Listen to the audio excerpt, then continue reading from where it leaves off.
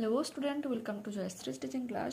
এখন আমি ক্লাস 7-এর সেকেন্ড সেমেস্টার ইভ্যালুয়েশনের পরিবেশ ও বিজ্ঞান থেকে মডেল স্কুল 10 ও 11 সলভ করবো। তোমাদের জিওগ্রাফি থেকে কিন্তু কমপ্লিট মডেল সেট কিন্তু আপলোড করা হয়েছে, যারা এখনও দেখোনি তারা গিয়ে কিন্তু দেখতে পারো। দেখো, একের হচ্ছে সঠিক উত্তরটি নির্বাচন করো। একটি আলোক রশ্মি দর্পণের সঙ্গে x ডিগ্রি কোণে আপতিত হলে রশ্মির প্রতিফলন কোণ কত হবে? 90 ডিগ্রি মাইনাস x ডিগ্রি।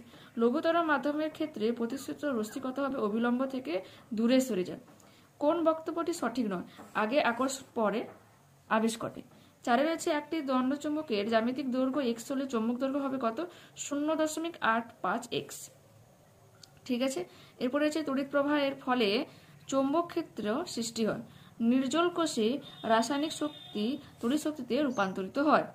জনসংখ্যার সঙ্গে কোন বিষয়টি সরাসরি যুক্ত নয়? চিরাচরিত শক্তির ব্যবহার কমানো। এরপরে ছিল পলাশ গাছে পরাগযোগ ঘটে পক্ষীর দ্বারা।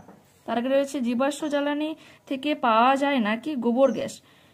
আলুর স্ফীতকন্দ হলো আসলে রূপান্তরিত মৃদগত কাণ্ড। আচ্ছা, দুই রয়েছে নিম্নলিখিত প্রশ্নগুলির উত্তর দাও। ফুলের গর্ভকেশর চক্রের একক হলো কি? গর্ভপত্র।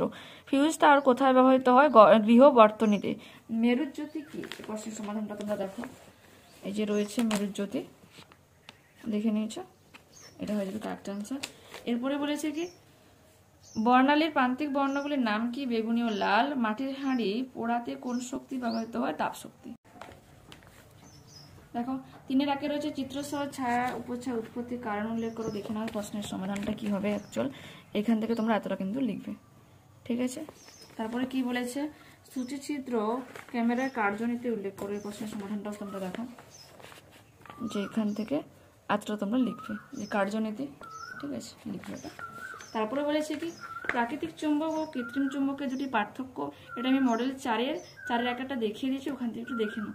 তারপরে আছে কি পৃথিবী নিজে একটি চুম্বক, ব্যাখ্যা করো। দেখে নাও এই প্রশ্নের সমাধান, তোমরা এখান থেকে এতটা কিন্তু লিখবে, ঠিক আছে। নেক্সট, চুম্বকের দুটি ব্যবহার, ওকে দেখে নাও, ওখানে এতটা তোমরা লিখবে। তারপরে বলেছে কি দুটি পরিবেশ বান্ধব শক্তির উৎস ও ব্যবহার। কি কি হয়ে যাবে বলো তো? সৌরশক্তি হবে, তার ব্যবহার দেখে নাও। এছাড়া কি বায়ু শক্তি হবে, তার ব্যবহার এখানে রয়েছে, একটু দেখে নাও, সুবিধা ব্যবহার যেটা। তারপরে কি বলেছে? 4-এর অথবা বলেছে কোন জীবাশ্ম জ্বালানি ব্যবহার করে তাপবিদ্যুৎ উৎপাদন করা হয়? কয়লা। এর একটি বিকল্প একটি শক্তি উৎস কি? খনিজ তেল। জবা ফুলের চিত্র অঙ্কন করো। পুংকেশর চক্র, গর্ভকেশর চক্র, ওটা আমি মডেল 9-এ 4 দেখিয়ে দিয়েছি, দেখে নিও। মূলের চিত্র অঙ্কন করে মূলত্র ও স্থায়ী অঞ্চল চিহ্নিত করো। দেখে নাও, এটা মূলের চিত্র প্লাস তার যে স্থায়ী অঞ্চল রয়েছে আর মূলত্র অঞ্চল রয়েছে, দেখে নিয়েছো। এবার আমরা মডেল 11 সলভ করবো। দেখো, প্রথমেই রয়েছে, প্রথমটা একের উত্তরটা হয়ে যাবে কি বাল্বের প্রতীক চিহ্ন। প্রদত্ত বিকল্পগুলির মধ্যে চৌম্বক পদার্থটি হলো কি নিকেল। ইট তৈরি করতে তাপবিদ্যুৎ প্রয়োজন হয়, তড়িৎ চুম্বক ব্যবহৃত হয় না ঘরের বাল্বে। প্রদত্ত বিকল্পগুলির মধ্যে তড়িৎ পরিবাহী পদার্থটি হলো কাঠ। প্রাকৃতিক চুম্বক কি? লোডস্টোন। সৌরশক্তি হলো এক প্রকার অপ্রচলিত শক্তি। আকর্ষণের পূর্বে কি ঘটে? আবেশ ঘটে। চুম্বকের আকর্ষণ ক্ষমতা সব থেকে বেশি হয় মেরু অঞ্চলে। চুম্বকিত স্ট্রিপ এটিএমে থাকে। দেখো, এক কথায় উত্তর দাও। একটি অস্থায়ী চুম্বকের নাম কি? তড়িৎ চুম্বক। সুইচ অফ অবস্থায় বর্তনীর চিত্র দেখে দিয়েছি। আর লেডের পুরো নাম, এটা তোমরা মডেল 5-এ পেয়ে যাবে। দেখো, লাইট ইমিটিং ডায়োড। নেক্সট দেখো, এবার লাইফ সায়েন্সের পার্টটা দেখো কি বলেছে। সঠিক উত্তরটি নির্বাচন করো। অস্থানিক মূল দেখা যায় কোথায়? ধান গাছে। জবা ফুলের স্তবকের সংখ্যা 4টি। বীজ তৈরি হয় ফুলের কোন অংশ থেকে? ডিম্বক থেকে। আমের বীজে 2টি বীজপত্র থাকে। অভিস্রবণের জন্য অর্ধভেদ পর্দার প্রয়োজন হয়। রূপান্তরিত কাণ্ড দেখা যায় কোন উদ্ভিদে? আলু গাছে। ফুলের কোন স্তবক কীটপতঙ্গকে আকর্ষণ করে? দলমণ্ডল। মৃদভেদী অঙ্কুরোদ্গম কি? এটা দেখে নাও কি হবে। যে অঙ্কুরোদ্গমে বীজের বীজতক ফাটিয়ে মাটি ভেদ করে উপরে উঠে এসে তাকে মৃদভেদী অঙ্কুরোদ্গম বলে।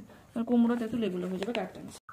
পত্রফলক ও পত্রবিন্দুর কাজ উল্লেখ করো। দেখে নাও প্রশ্নের সমাধান।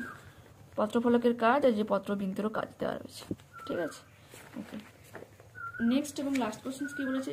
বীজের অঙ্কুরোদ্গমের জন্য কি কি শর্তের প্রয়োজন হয়ে থাকে?